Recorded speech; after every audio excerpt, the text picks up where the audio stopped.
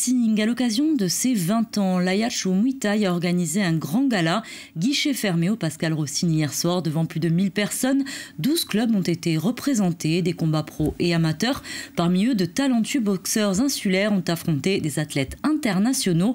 Temps fort de cette soirée avec Jennifer Capaille et Mathias Landry. Monte bien le genou.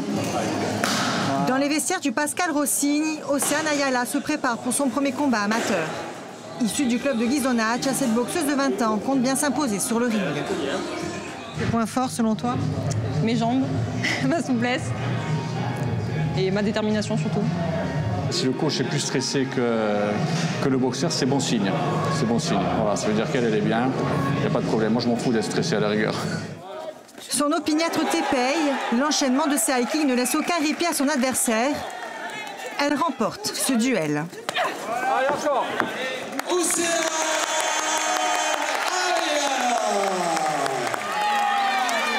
Porté par son public, Paul-Antoine Lanfranc qui fait son retour après un an d'arrêt. Dans la catégorie des moins de 80 kg en classe A, l'espoir insulaire ne retient pas ses coups. Il combat en Kaiwan où les coups de genoux sont autorisés, mais son anglaise suffit pour faire vaciller le boxeur belge. Sa victoire est annoncée dès la fin de la deuxième reprise.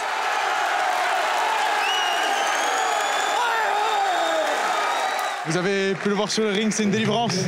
Je m'amusais, même pas de stress, c'est mon terrain de jeu. Je suis à la maison en plus devant mon public, j'ai fait ce que je voulais faire. L'anglaise, elle a fait mal. Et je suis très content, très content. Je voulais pas que ça aille à la fin. Logiquement, il doit même arrêter au premier. Mais bon, un round de 2 minutes, c'est court. On fera mieux la prochaine fois. En combat pro, les enchaînements en Kaiwan sont spectaculaires et souvent ravageurs. Le boxeur insulaire Stéphane Genta affronte Carlos Alcazar. L'Espagnol ne sort pas indemne de ce duel.